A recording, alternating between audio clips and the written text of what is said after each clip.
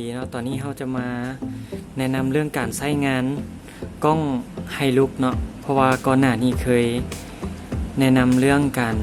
เชื่อมต่อและการสมัครไปแล้ววันนี้เราลองมาเรียนรู้เรื่องการใช้งานว่ามันใช้งานเท่าใดเนาะลองเบิ่งกัน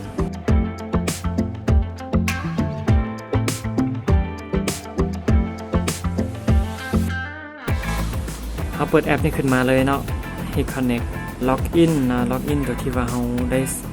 สมัครใช้กับตัวไฮลุกนึง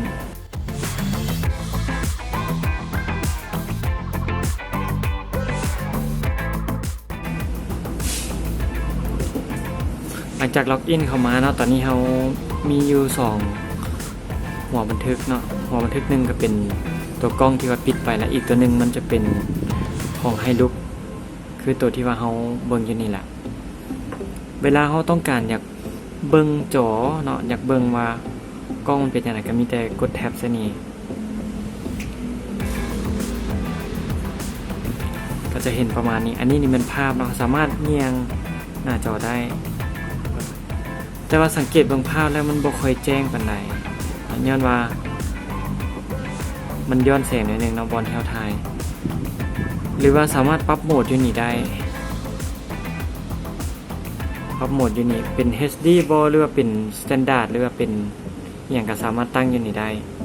แล้วกรณีเฮามีหลายกล้องเนาะเฮาสามารถกดเป็น4เป็น9อย่างได้แล้วมากดที่เลขบวกเพื่อไปเลือกเอาว่ากล้องตัวใดที่เฮาอยากเลือกเอามาเพื่อเบิ่งเพิ่มนี่มันก็จะออกมาเป็น 3-4 หน่วยกรณีที่ว่าเฮามี ID เดียวแต่ว่าเฮาตั้งหลายๆหน่วยอาจจะมีคำถามเนาะว่าแท็บหลายๆอันนี้เด้เฮาใส่เฮ็ดหยังแน่เนาะก็คือตัวที่2เนาะจะเป็นตัวเสียงเนาะสำหรับมันติดมากับแอปแต่ว่ากล้องตัวนี้มันบ่สามารถที่ว่าสิกดรับฟังเสียงซัพพอร์ตได้แล้วส่วนตัวนี้เนาะอันนี้มันหยุดภาพหมายความว่าเฮาบ่อยากกรณีเฮามีหลายหน่วยแล้วเฮาบ่ต้องการที่ว่าสิเบิ่งหลายๆภาพที่ว่าเคลื่อนไหวพร้อมๆกันเนาะเขาจะปิดโดยการหยุดชั่วคราวหรือว่ากดเพื่อเล่นต่อได้ต่อมาซูมเนาะซูมนี่มันเป็นการซูมภาพให้หน้าใหญ่ขึ้นเลยแล้วต่อมาเป็นตัวนี้รูปอันกล้องนี่ก็แม่นเฮากดเพื่อแคปเจอร์ภาพกดได้แล้วต่อมาอีกตัวนี้เป็นรูปวิดีโอเนาะกดเพื่อบันทึกตัวนี้นี่แม่นในขณะที่เฮากำลังเบิ่งอยู่แล้วเฮาต้องการอยากบันทึกภาพวิดีโอนี้ไว้เก็บไว้ในโทรศัพท์เราเลยเนาะสามารถกดนี้ได้สังเกตมันจะมีแท็บแดงๆขึ้นมาอยู่บนนี้แม่นมีการกำลังบันทึกอยู่กดตัวนี้เพื่อหยุดภาพมันก็จะมาอยู่นี่เราสามารถกดเข้าเบิ่งได้ต่อมาเนาะจะเป็นตัวนี้เลยรูปลูกศรออกไป4ด้านตัวนี้เป็นตัวเด่นๆของมันเลยคือเราจะปรับหมุนของกล้องเนาะตัวนี้กดเข้าไปเราสามารถเลื่อนได้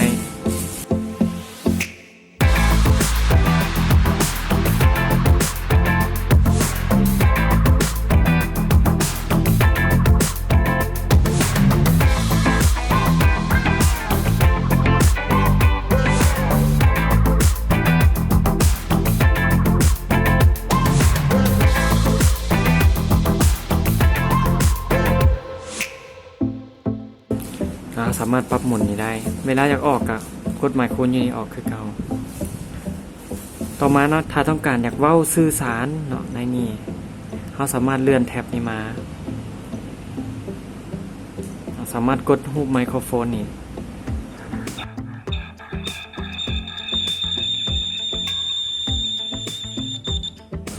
ตัวนี้มันจะสะท้อนเสียงหน่อยนึงย้อนว่าตัวกล้องกับตัวโทรศัพท์มันอยู่ใกล้กันมันก็เลยเกิดเป็นเสียงสะท้อนตอนตัวต่อมาเนาะตัวนี้จะเป็นแบบรูปแบบคือไซเลนตัวนี้มันจะเป็นไซเลนแบบกรณีกล้องเขามันมีฟังก์ชันที่ว่าแจ้งเตือนเป็นเสียงนะสามารถกดแล้วมันจะดังแต่ว่าในนี้ครับบุญไซเลนเขาจะข้ามไปเนาะ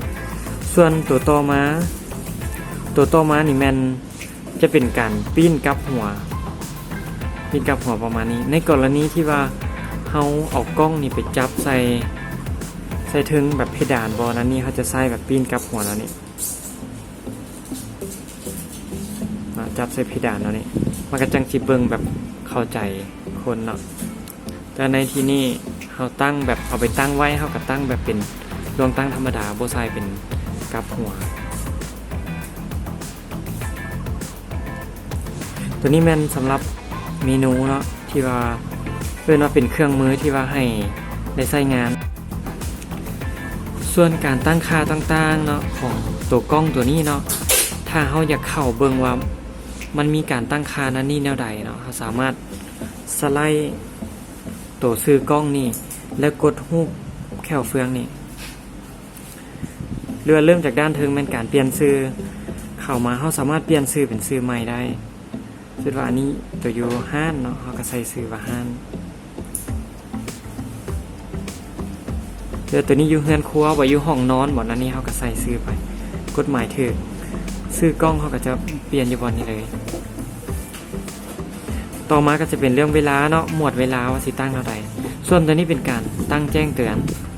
alarm notification เนาะเขาสามารถกดแล้วก็เปิดเมื่อเวลามีคนก่ายคนผ่านมันก็จะมีการส่งเมสเสจมาเดี๋ยวคือแบบจังซี่มีคนมา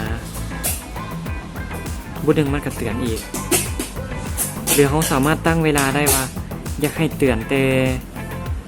ตอนโมงนั่นหาโมงนี่เนาะเขาสามารถเพิ่มเวลาได้อยู่ในนี้เพื่ออยากให้ตอน00 โมงหา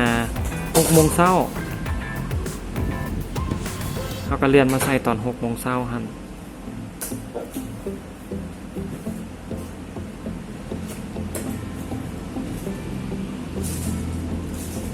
แล้วก็กดเซฟไปหมายความว่าตอนนี้นี่มันจะ